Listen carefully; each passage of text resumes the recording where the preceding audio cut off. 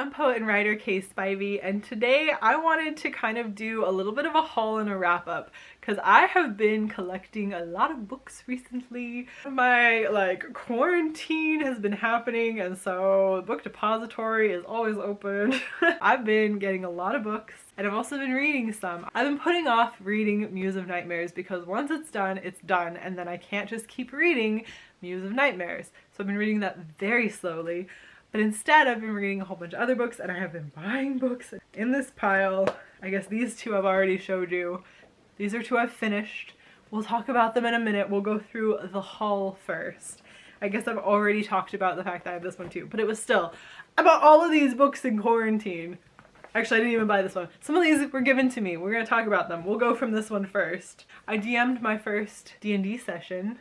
I DM'd one for my brothers, and I DM'd one for my D&D group. Somebody sent me this, and I have no idea who. I feel like someone told me they were gonna send it to me, but I don't know for sure who did. So whoever it was, I'm very thankful. Apparently, I'm gonna be the new dungeon master. Actually, what I found was I wanted to DM because I knew it kind of was a lot like writing. You just kind of let the story go and you try and make it as fun for the players as possible. And I've been feeling like I was playing some games where I was having to kind of follow the other person's story, and that wasn't what I really wanted. I wanted to just enjoy the game and just have it be as fun for the players as possible. So I thought, well, I can do that. So I made up a game and I DM'd it, and we had a blast. It was really fun. It's really funny to see where people go and like what things they fixate on and kind of re-explore these areas that I've made up, so that was a lot of fun. I recently watched V for Vendetta again. Now I've seen it so many times. Such a dark movie, but I've never seen it with like so much real life experience tossed in. Like it was set now, wasn't it? It's set in the near future, I guess. Like it's not really. There was this whole thing going around on Tumblr like, oh, it's set in this year. And it isn't really. It's set like more in the future, but like the things happening are too real. It's too real. But then I realized I've never read the book. And it is the same writer as The Watchmen, which I love. And the movie of The Watchmen just doesn't do it justice.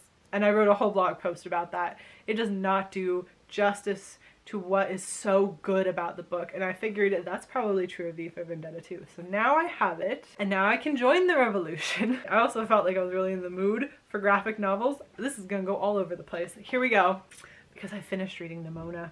I was aware of Nimona. The whole reason I read Fangirl was because I recognized Ginger Hayes' art on the cover. I already loved the artist. I just never read Nimona. I didn't follow the webcomic. I just really liked her like Raver Thranduil and her Hawkeye initiative and all of that fun stuff. Nimona's incredible. Really quick here, so you can see these panels. Like pause the screen to read these ones because it's so funny. That's like the second page. That's absolutely the second page. It undermines so many tropes and like takes things in such an interesting direction and like doesn't shy away from some things, and I was so floored by it. This was such a well done story. Like I understand now why she's working on She-Ra and she worked on Adventure Time, because clearly the girl can write brilliant characters, like memorable from the first instance and different and engaging. This is so good. I can't recommend Nimona enough. This is so good. I actually already recommended it to a friend because I knew that she would love it, and I loved it so much. I'm probably gonna reread it. You can read this in one sitting. Like it's a thick graphic novel, but it's a graphic novel. And yeah, oh man, if there was ever a sequel to this, I would just snap that up. If she is ever in the mood for making that, I want it. What else did I get? I also finally bought The Haunting of Hill House. I know I'm going to like it, not because I loved The Haunting of Hill House, which I loved The Haunting of Hill House. That was the saddest thing I've ever seen in my life. Anyone who's like, it was so scary. No, it was the saddest thing I have ever seen in my life. It was devastating. I sobbed through every episode, like parts that probably should have been like jump scares and things. Too sad to be scared by them. Like just ripped my heartstrings out.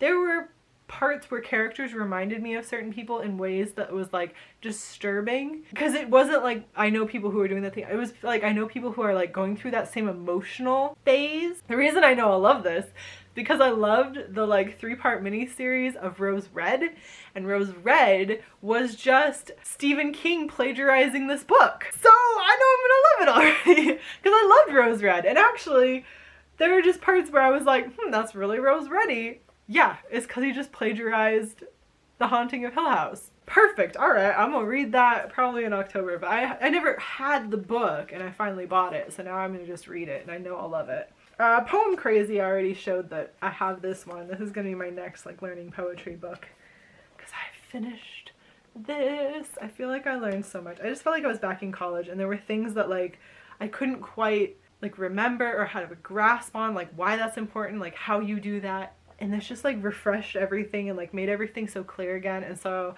I'm so glad I read this for April, and I feel like it really helped me get back into the poetry mood and the poetry mindset, and just absolutely can't recommend this enough. If you're at all struggling with like, how do I write poetry? How do I get into poetry? Like what is it about poetry I don't like? What is it about poetry I do like? Any of those kinds of questions, I feel like this really answered those. And then the last one I bought entirely because this cover is cute. I think it was on sale and the cover was cute. So I know nothing about this other than that I kind of thought it was going to be more middle grade, but it looks like maybe, is it middle grade? I don't know, I was kind of in the mood for middle grade, but it's a little bit long. It just looks so, I mean, look at that. There's a dragon, there's paper cranes, the moon is beautiful, the typeface is beautiful. So I know nothing about this, but it looks really cute and I'm very excited to read it. And I don't know, I wanted something I could just read through. Like, do you ever get that feeling where you're just like, I need to just get through a book? I figured this is probably it. This is what I need, is The Girl Who Drank the Moon by Kelly Barnhill. And if I love it, you'll hear about it. If I ever get to reading it, you'll hear about it. I have all kinds of books I could be reading right now. I have so many. I need to read Carry On by Rainbow Rowell. I need to read The Stars We Steal by Alexa Dunn. I need to read The Starless Sea by Erin Morgenstern, but who knows what I'm going to read next. It's probably V for Vendetta. This was sent to me very nicely, I believe by the publishers or by a company, but either way, they sent this to me for a review.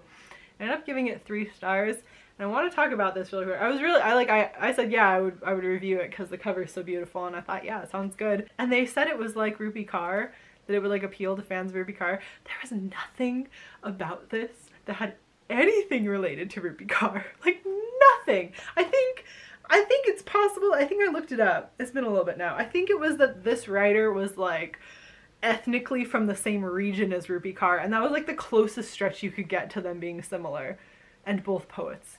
That was it. That was like the closest I could get to why they would have recommended this, other than like Rupi Kaur is like the biggest name in poetry right now, and they were just trying to like throw a random name out there.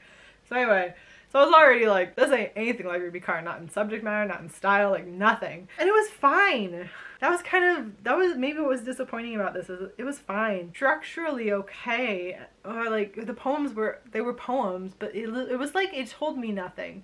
It was like, it was just very surface level, I guess. And so I was kind of weirded out by it. It was just very, very shallow. And that seems so rude. And yet it was kind of like that. It was very weird because there was just not a lot of depth or meat to a lot of this. And then the poems that did kind of get me, I was like, okay, yeah, like this person could write. Like, yeah, this isn't just kind of very surface level or anything. Then there would be like a little explanation, like, and about the poem that like explained the poem, like took you out of the book to bring you in to explain what you missed in the poem, and every time it ruined the poem for me completely.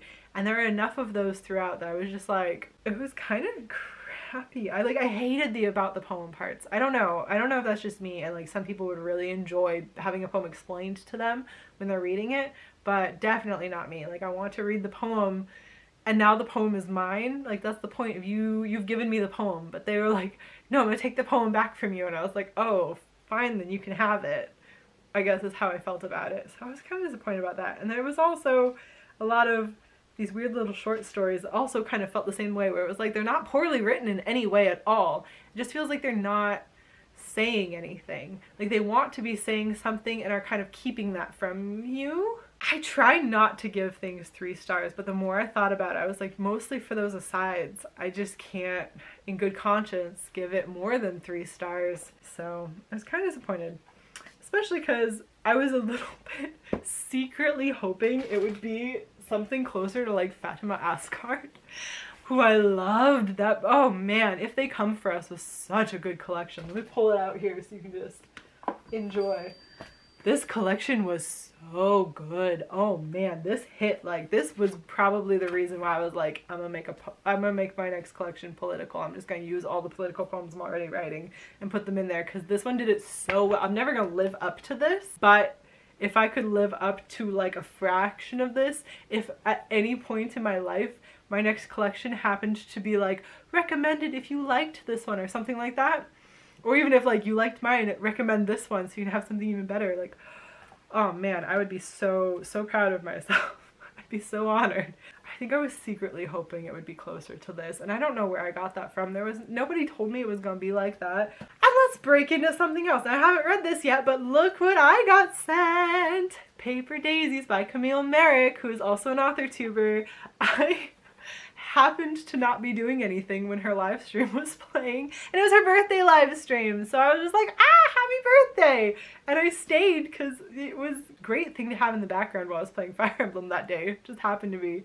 I don't tend to tune into live streams, and I happened to in this one, and I happened to stay till the end, and she gave away a free copy, and I happened to win it. So now I have a physical copy of Paper Daisies. I've heard Camille recite one of the poems from here before, and I liked it, so I'm gonna read this and then I will see what I think, but I'm really excited. The other thing I picked up, and I picked this up on my own because after my live stream, I'm gonna say your name really wrong, I think, and I'm gonna apologize right now, but Skyla Grand was really sweet and really like asked so many great questions and was really supportive of my live stream, and then reached out to me, and she has a little collection out as well.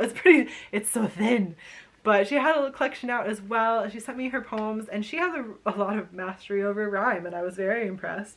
And so I went ahead and I picked it up. So I'm going to read your poetry, and I'll leave you a review once I've gotten through that. It's a very thin little collection, so I think I'll get through it pretty quickly, but we'll see, because I don't like to read things when I'm not in the mood for them, especially with poetry, like when there's pressure. Maybe that's really why I didn't like this one. Maybe because they sent me like 3 emails being like, just checking in, no pressure, have you read it yet? And I was like, fine, I'll read it. And then I read it and I was like, you pressured me into reading this, and I didn't like it. Those are the books I've picked up recently, and some of the books I've read recently. I hopefully won't be buying too many more books too soon in the future.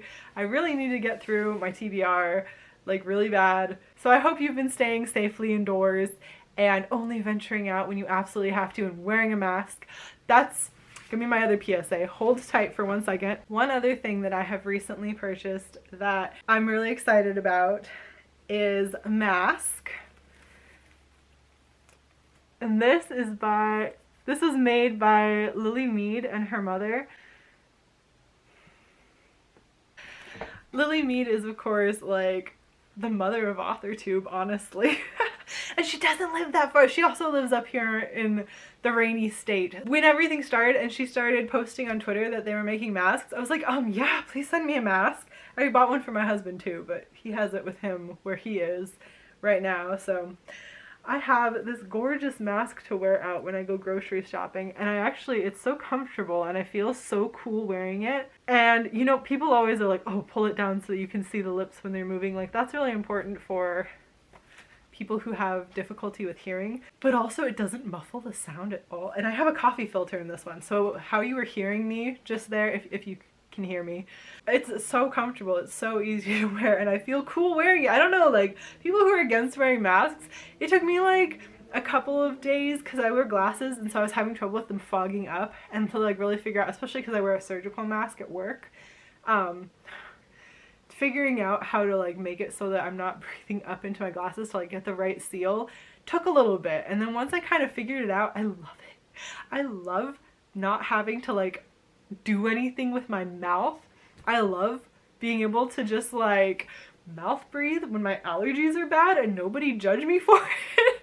That was like my #1 thing, is when my nose was too stuffed up from allergies. Because the allergy, oh my gosh, I swept a layer of pollen off my porch and then regretted it for 2 days. I don't know, I love it. I'm probably gonna keep wearing a mask, at least to the end of the year. I'm gonna wear a mask when I go to the grocery store. I'm such a fan. Plus my mask is so cute. It's like a fashionable thing now. Like, I don't know.